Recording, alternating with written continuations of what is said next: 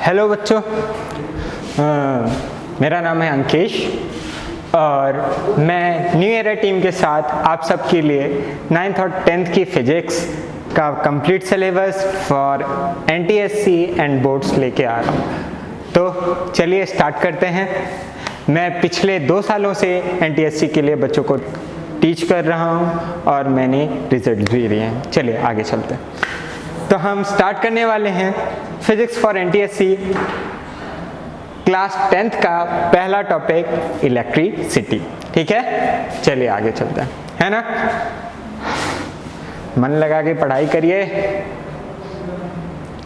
Okay, तो अब ये इलेक्ट्रिसिटी है क्या, पहले देखते हैं इलेक्ट्रिसिटी है क्या। हम आजकल हर तरफ देखते हैं, कोई भी चीज़ देखते हैं, गैजेट्स हैं, मोबाइल हैं, बड़े बड़े रोटर्स, टरबाइंस और कुछ भी हैं, फैंस हैं, ब्लोअर्स हैं, कुछ भी है, वो सब आज किससे चल रहे हैं, इलेक्ट्रिसिटी। तो इसको समझना बहुत ज़्यादा इम्पोर्टेंट है। क्या इलेक्ट्रिसिटी भी एक फॉर्म ऑफ एनर्जी है? क्या इलेक्ट्रिसिटी भी फॉर्म ऑफ एनर्जी है? क्या ये भी पोटेंशियल एनर्जी और काइनेटिक एनर्जी की तरह ही वर्क करती है? इन सब क्वेश्चन का आपको सॉल्यूशन मिलेगा आगे।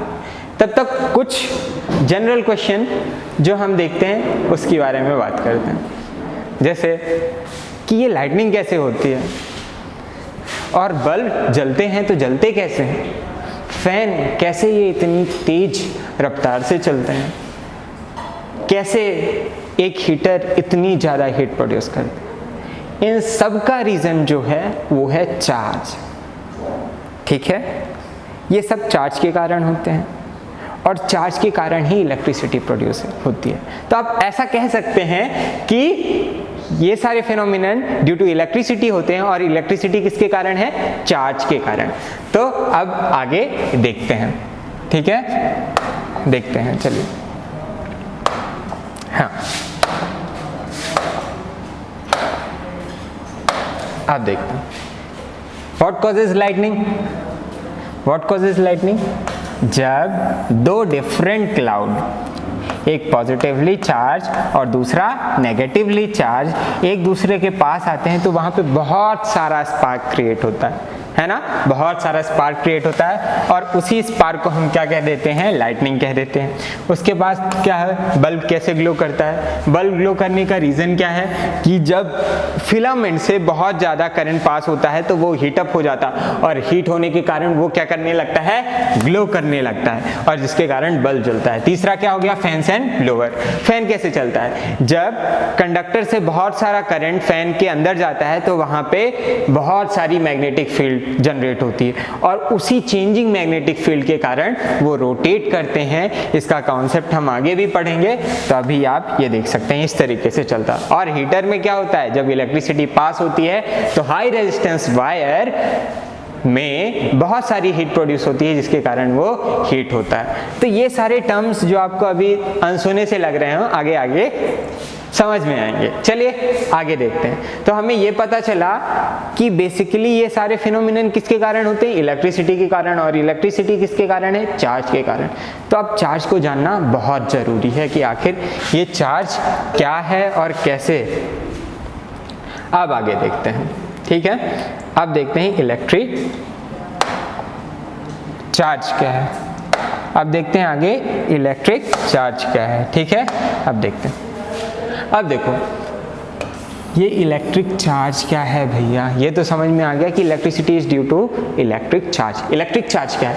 Electric charge is a property of matter, property of matter which tells us about the electric and magnetic effect of a substance. कोई भी एक सब्सटेंस है, जैसे बल्ब का इलेक्ट्रिक इफेक्ट है, फैन का मैग्नेटिक इफेक्ट है, तो ऐसे बहुत सारी दुनिया में अप्लायंसेज हैं जिसके कोई ना कोई इफेक्ट है, इलेक्ट्रिक या मैग्नेटिक इफेक्ट। उसके बारे में हमें कौन बताता है, चार्ज। तो charge is a property of matter, किसी भी सब्सटेंस की प्रॉपर्टी है जो हमें उसके इलेक्ट्रिक और मैग्नेटिक इफेक्ट के बारे में बताता है। There are 2 types of charges. बचपन में हमने पढ़ा है कि 2 टाइप के चार्जेस होते हैं। पहला चार्ज, हाँ आपने सही कहा, पॉजिटिव चार्ज होता है, और दूसरा क्या होता है, नेगेटिव चार्ज।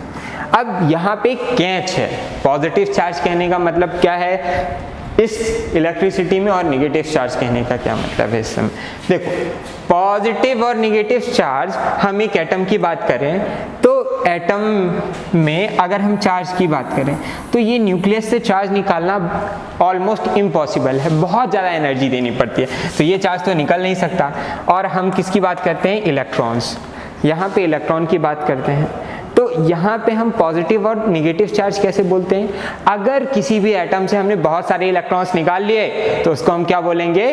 Positive charge. कैसे कि एक इंसान से आपने उसकी सारी निगेटिविटी निकाल दी तो वो क्या हो गया? Positively charge. तो इलेक्ट्रॉन्स अगर निकाल दो एटम से तो वो क्या हो जाएंगे? पॉजिटिवली चार्ज हो जाएंगे। और अगर उसमें इलेक्ट्रॉन्स डाल दोगे, भर भर के इलेक्ट्रॉन्स डाल दोगे तो वो क्या हो जाएंगे? Negatively charge. तो समझ में आया पॉजिटिव और निगेटिव का मतलब क्या है? अगर किसी भी सब्सटेंस से आपने किसी भी बॉडी से इलेक्ट्रॉन निकाल दिए तो वो पॉजिटिवली चार्ज है, और अगर उसमें इलेक्ट्रॉन्स को डाल दिया तो वो निगेटिवली चार्ज है। अब देखो, आपने देखा है कि मोबाइल के लिए आपको अलग एनर्जी चाहिए, हीटर के लिए आपको बहुत ज़्यादा एनर्जी चाहिए, किसी चीज़ के लिए कम एनर्जी चाहिए, किसी चीज़ के लिए ज़्यादा एनर्जी चाहिए। अब हम ये कैसे बता सकते हैं? कहीं हमको लेंथ कम नापनी है, कहीं ज़्यादा नापनी है, तो हमने उसके लिए एक यूनिट सेट की थी। इसी तरह हमें भी इसके लिए यूनिट सेट करना पड़ेगा बच्चों, और यूनिट क्या हो गई? कूलाम्ब हो गई। समझ में आया क्या? तो इलेक्ट्रिक चार्ज को मेजर करने के लिए एक यूनिट है उसकी कूलाम्ब। और इलेक्ट्रिक चार्ज को हम रिप्रेजेंट कैसे करते हैं? Q से। कैसे रिप्रेजेंट करते हैं? Q से। जैसे लेंथ को किससे रिप्रेजेंट करते थे? L, और मेजर किससे करते थे? यूनिट्स क्या होती थी? मीटर और सेंटीमीटर। इसी तरह यहाँ पे ये भी है। इसको मेजर किससे करते हैं? कूलाम्ब से। और दूसरा किससे? CGS यूनिट इसकी क्या है? SI यूनिट क्या है? कूलाम्ब है। और CGS यूनिट क्या है इसकी बच्चों? State coulomb. ओके, तो आपको समझ में आया। अब दोनों का रिलेशन भी देख लेते हैं जल्दी से। रिलेशन क्या होगा? 1 coulomb is equals to 3 × 10⁹ stat coulomb. 10⁹ stat coulomb. Stat coulomb. ठीक है, समझ में आया? चलिए देखते हैं। अब तो ये समझ में आ गया कि चार्जेस दो टाइप के होते हैं, उनकी यूनिट्स कूलाम्ब होती हैं, उसको रिप्रेजेंट Q से किया जाता है। ठीक है, अब चलिए आगे बढ़ते हैं नेक्स्ट स्लाइड की तरफ। नेक्स्ट स्लाइड क्या कहता है? अब हमने चार्ज तो देख लिया, अब चार्ज की कुछ प्रॉपर्टीज़ होंगी। जैसे एक मोबाइल है, उसकी बहुत सारी प्रॉपर्टीज़ होती हैं, कैमरा है, वॉइस रिकॉर्डर है, माइक है, बहुत सारी प्रॉपर्टी होती हैं, तो हमें सारी प्रॉपर्टीज़ बताना पड़ता है। ऐसे ही चार्ज की भी बहुत सारी प्रॉपर्टीज़ हैं, चार्ज की बहुत सारी प्रॉपर्टीज़ हैं, और वो प्रॉपर्टीज़ आपके सामने हैं। तो हम स्टार्ट करते हैं प्रॉपर्टीज़ ऑफ चार्ज। किसको स्टार्ट करते हैं? Properties of charge. अब प्रॉपर्टीज ऑफ चार्ज में पहली प्रॉपर्टी क्या है? Quantization of charge. Quantization of charge क्या कहेगा बच्चों? क्वांटाइजेशन ऑफ चार्ज कहता है कि उसको जानने के पहले हम ये जान लेते हैं कि कोई भी सब्सटेंस किससे मिलके बना होता है? अपनी स्मॉलेस्ट यूनिट से। जैसे एक मैटर की बात करें, वो किससे मिलके बना हुआ होता है? एटम से। ठीक है, ऐसे ही अगर एक हाउस की बात करें, वो किससे मिलके बना होता है? उसकी स्मॉलेस्ट यूनिट क्या होती है? ब्रिक। ठीक है, ठीक है। इसी तरह अगर हम बात करें तो कोई भी चार्ज को बनाने के लिए उसकी एक स्मॉलेस्ट यूनिट होगी, और उस स्मॉलेस्ट यूनिट को हम क्या बोलते हैं? Charge of electron. तो चार्ज ऑफ इलेक्ट्रॉन क्या होता है? चार्ज ऑफ इलेक्ट्रॉन होता है भैया 1.6 × 10⁻⁻19। 1.6 × 10⁻⁻19 मतलब स्मॉलेस्ट यूनिट ऑफ चार्ज कितना होता है? 1.6 × 10⁻⁻19। और चार्ज ऑफ इलेक्ट्रॉन मतलब ये सबसे छोटा चार्ज एग्जिस्ट किया करता है, इससे छोटा चार्ज एग्जिस्ट नहीं करेगा। ठीक है, अब देखते हैं क्वांटाइजेशन ऑफ चार्ज क्या कहता है। Charge always occur as integral multiple of. Charge always occur as the integral multiple of किसका? Smallest unit of charge. Integral multiple of smallest unit of charge. Q is equals to क्या होता है बच्चों? NE। यहाँ पे कोई भी charge को आप क्या लिख सकते हो? Integral multiple of. ये क्या है? इंटीजर। जैसे 1 coulomb charge 6.25 × 10⁻18 number of electron से मिलके बना हुआ होता है। अभी मैं ज्ञान दे रहा हूँ, आगे देखना कैसे आता है, ठीक है, क्योंकि मैंने पहले से उस चीज़ को देखा हुआ है। अब आगे देखते हैं, ठीक है। तो क्या कहता है कि Q is equal to NE, कोई भी चार्ज है वो इंटीग्रल मल्टीपल ऑफ इलेक्ट्रॉन, मतलब स्मॉलेस्ट यूनिट ऑफ इलेक्ट्रॉन का हमेशा इंटीग्रल मल्टीपल होगा। जैसे 1 इलेक्ट्रॉन का चार्ज, 1,00,000 इलेक्ट्रॉन का चार्ज, 1 करोड़ इलेक्ट्रॉन का चार्ज, तो कोई भी चार्ज को आप इंटीग्रल मल्टीपल ऑफ इलेक्ट्रॉन के रिस्पेक्ट में लिख सकते हो। तो Q इज इक्वल टू हमेशा क्या लिख सकते हो, N इंटू ई, N इंटू ई। यहाँ पे N क्या है, इंटीजर। अब N की वैल्यू क्या है, N is equal to integer है, तो ये क्या होगा, +-1 हो सकता है, +-2 हो सकता है, +-3 हो सकता है, ऐसे ऐसे करके कहाँ तक जाएगा, इनफाइनाइट तक। तो इंटीजर की वैल्यू क्या, ऐसी वैल्यू जो फ्रैक्शन की ना हो, वही सारी क्या है, इंटीजर, +-1 +-2, है ना। अगर कोई भी बोले कि क्या ये चार्ज पॉसिबल है, नहीं भैया, क्या ये चार्ज पॉसिबल है, इतनी इलेक्ट्रॉन का चार्ज पॉसिबल है क्या 100.1 इलेक्ट्रॉन का चार्ज पॉसिबल है, नहीं, क्योंकि यहाँ पे सारी चीज़ों में क्या आ गया, फ्रैक्शन आ गया और डेसिमल आ गया, ये चार्ज एग्जिस्ट नहीं करेंगे। चार्ज हमेशा कैसा होगा, इंटीग्रल मल्टीपल ऑफ इलेक्ट्रॉन होगा। Charge always occur as the integral multiple of electron. समझ में आया ना। चार्ज की हमेशा एक स्मॉलेस्ट यूनिट होगी, वो होएगी चार्ज ऑफ इलेक्ट्रॉन। हमेशा कोई भी चार्ज हो उसको Q is equal to NE के फॉर्म में लिखा जा सकता है। क्वांटाइजेशन ऑफ चार्ज कहता है कि जो स्मॉलेस्ट पॉसिबल चार्ज है वो चार्ज ऑफ इलेक्ट्रॉन है, और कोई भी चार्ज है उसको इलेक्ट्रॉन के ही मल्टीपल पे लिखा जा सकता है। आ गया ना समझ में। आगे हम देखते हैं, अब आगे देखते हैं। अब देखो यहाँ पे क्या बोल रहा है, find the number of electron in 1 coulomb of charge. 1 coulomb of charge में कितने नंबर ऑफ इलेक्ट्रॉन्स होंगे। अब समझ में आया। कोई भी चार्ज है उसको हम क्या लिख सकते हैं, Q is equal to NE। यहाँ पे N क्या होगा, इंटीजर होगा। अब आगे देखते हैं अपन, तो आगे देखते हैं, चलिए।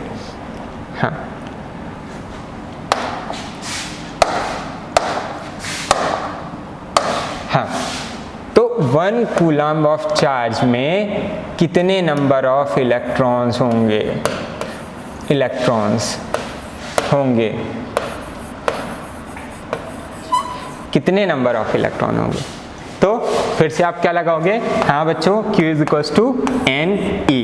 यहाँ पे N इज इक्वल टू क्या हो जाएगा, Q/E लिखोगे, N की वैल्यू निकालो, 1 कूलम्ब ऑफ चार्ज, और सबसे छोटे चार्ज पॉसिबल कितना है, 1.6 इंटू 10⁻⁻19 कूलम्ब। और जब इसको सॉल्व करोगे तो क्या होगा, ऊपर जाएगा तो ये 10⁻19 कूलम्ब हो जाएगा, अपॉन क्या हो जाएगा 1.6, एक 10 बाहर निकालो। साइंटिफिक नोटेशन तो आपको पता ही है, इससे 10⁻18 कूलम्ब अपॉन 1.6 करोगे, ये कैंसिल हो जाएगा और ये बचेगा कितना 1.6, सॉरी ये कितना बचेगा 6.25 इंटू 10⁻18। तो आपने देखा कि 1 कूलम्ब ऑफ चार्ज को बनाने के लिए कितने ज़्यादा नंबर ऑफ इलेक्ट्रॉन लगे। ठीक है, समझ में आया। ये कई बार आपके बोर्ड के क्वेश्चंस में भी पूछ देता है कि 1 कूलम्ब ऑफ चार्ज में कितने नंबर ऑफ इलेक्ट्रॉन्स होंगे। तो हम कोई भी चार्ज को Q is equal to NE से रिप्रेजेंट कर सकते हैं और इसको लगा के हम उसको सॉल्व कर सकते हैं। अब मैंने क्या बताया, 1 इलेक्ट्रॉन से छोटा चार्ज एग्जिस्ट नहीं करेगा, और 1 इलेक्ट्रॉन का चार्ज कितना होता है बच्चों, 1.6 इंटू 10⁻⁻19। अब क्वेश्चन क्या पूछ रहा है, नेक्स्ट क्वेश्चन देखते हैं।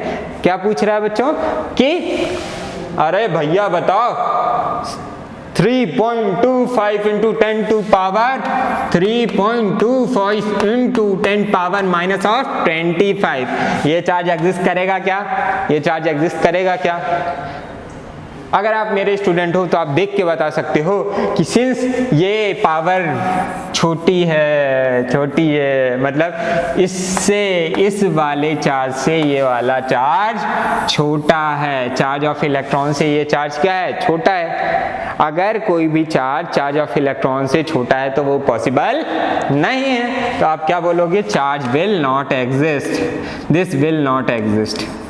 दिस विल नॉट एग्जिस्ट, ये चार्ज एग्जिस्ट नहीं करेगा, नॉट एग्जिस्ट,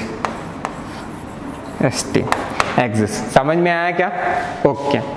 तो अब इसका दूसरा भी तरीका है, जब आपको कुछ नहीं समझ में आया तो हम जानते हैं Q is equals to NE होता है। चार्ज की वैल्यू दी है हमको, क्या है 3.25 इंटू 10 पावर माइनस ऑफ 25 दिया है, इज इक्वल्स टू N नहीं पता, इंटू क्या हो गया 1.6 इंटू 10 पावर माइनस ऑफ 19। इसको इधर ले जाओ, उसको उधर ले जाओ, तो ये क्या हो जाएगा 3.25 into 10 power minus of 19 upon क्या सॉरी माइनस ऑफ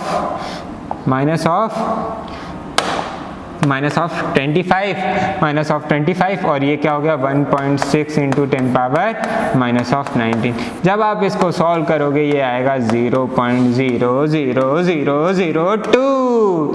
तो भैया ये फ्रैक्शन है, ये क्या है डेसिमल में, और n की वैल्यू इंटीजर के अलावा कोई भी है तो वो एग्जिस्ट नहीं करेगा, मतलब ये चार्ज डज नॉट एग्जिस्ट।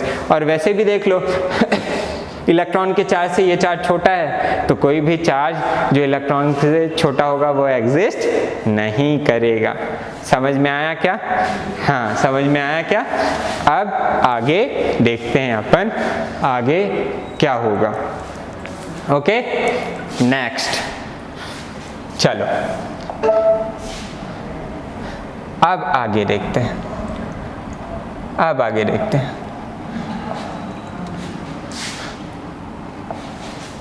तो अब चलते हैं दूसरी प्रॉपर्टी की ओर। बच्चों अगर अच्छा लग रहा हो तो चैनल को लाइक और सब्सक्राइब करें और दोस्तों के साथ शेयर भी करें, ठीक है? तो चलते हैं अब दूसरी प्रॉपर्टी की ओर। दूसरी प्रॉपर्टी क्या कहती है चार्ज की? Conservation of charge. Conservation of charge क्या कहता है? कंजर्वेशन, किसी भी चीज का कंजर्वेशन मतलब वो क्या है, वो घटेगी या बढ़ेगी नहीं, वो हमेशा क्या है, कांस्टेंट है। तो कंजर्वेशन ऑफ चार्ज, अगली प्रॉपर्टी क्या है conservation of charge. Conservation of charge क्या कहता है?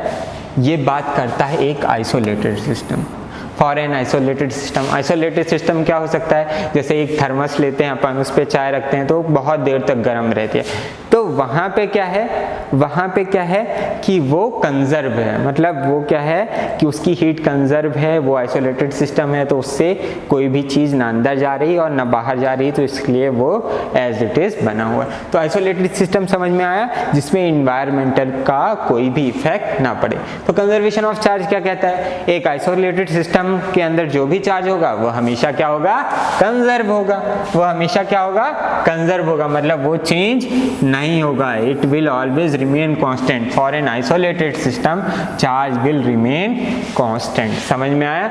It can neither be created nor be destroyed. Charge को कभी बनाया नहीं जा सकता, न नष्ट किया जा सकता, बस इसको एक बॉडी से दूसरी बॉडी में ट्रांसफर किया जा सकता है, पर for an isolated body charge will always remain conserve.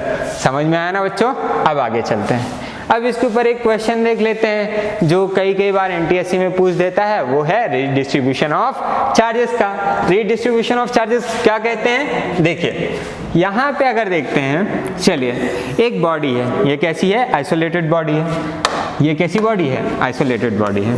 ये दो बॉडीज से मिलके बनी हुई है, बॉडी सी हुई, ये किससे मिलके बनी हुई है, ये बॉडी किससे मिलके बनी हुई है, बॉडी ए और बॉडी बी। अब इसमें इनिशियल चार्ज कितना है, 5 कूलम का, और इस बॉडी में कितना है, minus of 1 coulomb, minus of 1 coulomb का चार्ज है, माइनस ऑफ 1 कूलम, ठीक है, माइनस ऑफ 1 कूलम का चार्ज है। अब क्या बोल रहा है कि अब हमने इसको लड़ाई करवाई, बॉडी ए और बॉडी बी के बीच में क्या करवाई, लड़ाई करवाई। तो यहाँ पे लड़ाई करने से कुछ इसके चार्ज इसके पास चलेगा और इसके पास, तो नए चार्जेस हमारे पास क्या हैं, नए चार्जेस हमारे पास क्या हैं, नए चार्जेस क्या हैं हम वो देखते हैं, ठीक है।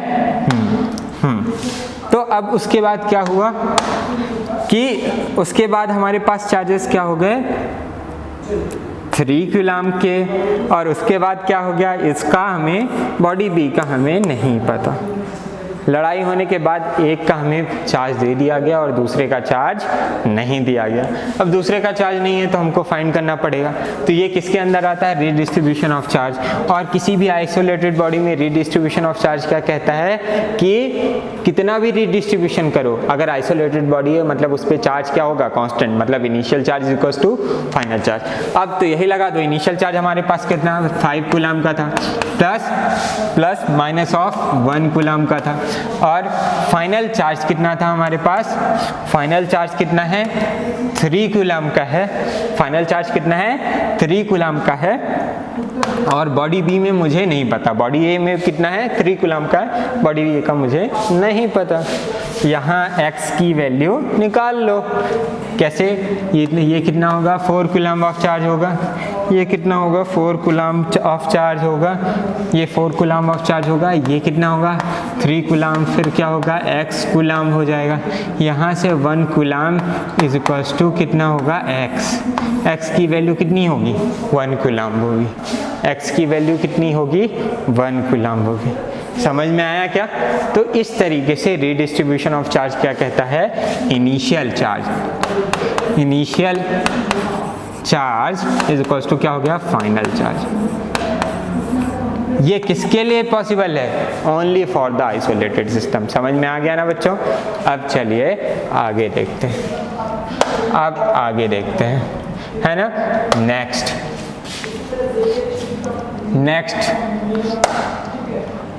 नेक्स्ट हम आगे देखते हैं बच्चों। नेक्स्ट अब कौन सी नेक्स्ट प्रॉपर्टी कौन सी है? Invariance of charge. पहली प्रॉपर्टी कौन सी थी? क्वांटाइजेशन ऑफ चार्ज की। दूसरी प्रॉपर्टी कौन सी थी? Conservation of charge. तीसरी तो ऐसी ही है। तीसरी बोलते हैं कि तुम कुछ भी कर लो, कितना भी इन्वायरमेंट में चेंज कर लो, चार्ज की वैल्यू कभी भी चेंज नहीं होगी। तो तीसरी प्रॉपर्टी क्या कहती है? Invariance of charge. तो इनवेरिएंस ऑफ चार्ज को हम देख लेते हैं थोड़ा सा। इनवेरिएंस ऑफ चार्ज क्या कहता है बच्चों? इनवेरिएंस ऑफ चार्ज कहता है, इनवेरिएंस ऑफ चार्ज कहता है कि इनवेरिएंस ऑफ चार्ज कहता है कि charge of a body does not vary with the speed और other environmental condition, with speed और अदर इन्वायरमेंटल कंडीशन। तो चार्ज की वैल्यू किसी भी स्पीड में या किसी भी इन्वायरमेंटल कंडीशन में डिपेंड नहीं करती। जैसे अगर आप धूल लो एक हाथ में और बाइक में बैठ जाओ, जैसे जैसे स्पीड बढ़ाते जाओगे धूल निकलती जाएगी, रेत निकलती जाएगी, ठीक है। पर किसी भी बॉडी में अगर चार्ज है और आप उसको चला दो स्पीड ऑफ लाइट से, तब भी वो स्पीड उसका चार्ज हमेशा क्या रहेगा? कांस्टेंट रहेगा, ठीक है। इसके लिए मैंने एक एग्जांपल दिया है, बहुत फेमस एग्जांपल है, Einstein relation is equals to mc square. वो बोलते हैं कि अगर किसी भी चीज़ को स्पीड ऑफ लाइट से चला दोगे तो वो क्या हो जाएगा? एनर्जी में कन्वर्ट हो जाएगा। पर आप कितना भी स्पीड ऑफ लाइट से चार्ज को मूव करवाओ, वो कभी भी एनर्जी या किसी भी दूसरी चीज़ में कन्वर्ट नहीं होगा। तो चार्ज कभी भी अपनी आइडेंटिटी लूज नहीं करता, वो हमेशा कंजर्व रहता है या वो इनवेरिएंट होता है, वो कभी भी चेंज नहीं होता, बट मास चेंज हो जाता है। और स्पीड ऑफ लाइट आप लोगों के लिए बता दूं कितनी होती है? 3 × 10⁸ मीटर पर सेकेंड। समझ में आया? चलो ये थोड़ा देख लेना, आपको समझ में आ जाए।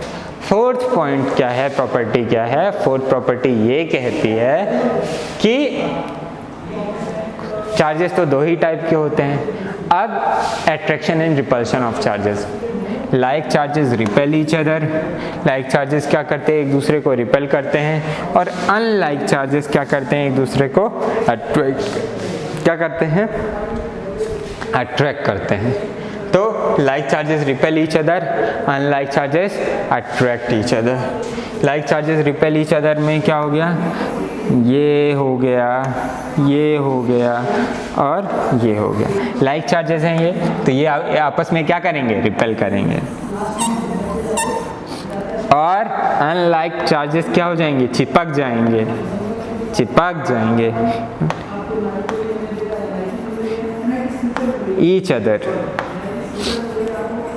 Other, attract each other.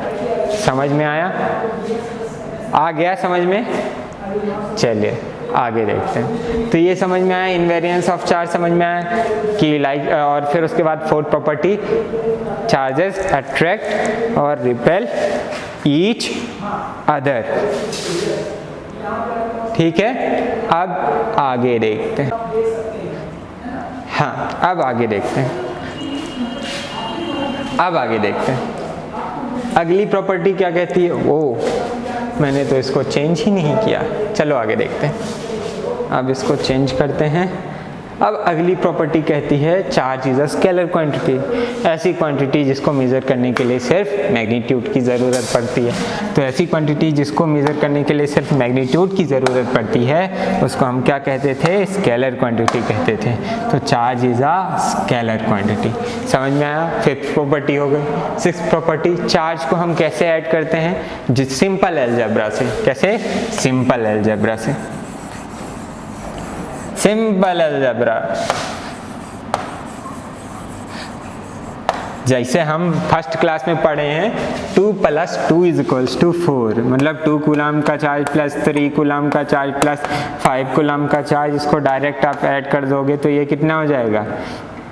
10 coulomb of charge. ठीक है, कितना? 10 कूलम ऑफ चार्ज। अब देखते हैं आगे। अब जैसे ही हम चार्ज को पढ़ते हैं तो कुछ और पार्टिकल्स होते हैं जो काफ़ी ज़्यादा इम्पॉर्टेंट होंगे हमारे एनटीएससी के लिए और आगे की क्लासेस के लिए, तो हमको इनको जानना बहुत ज़्यादा ज़रूरी है। तो charge and mass of the different type of particles. तो चार्ज ऑफ इलेक्ट्रॉन कितना होता है भैया? 1.6 × 10⁻⁻19। और मास कितना होता है? 9.1 × 10⁻⁻31 kg।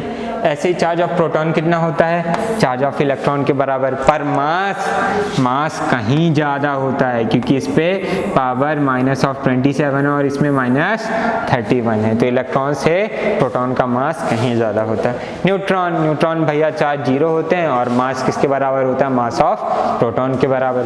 मोल कॉन्सेप्ट आपने किया होगा तो आपको पता ही होगा। ठीक है, समझ में आया? तो अब आगे देखते हैं। फिर क्या है? लास्ट है वो है अल्फा पार्टिकल। अल्फा पार्टिकल हम जनरली किनको कहते हैं?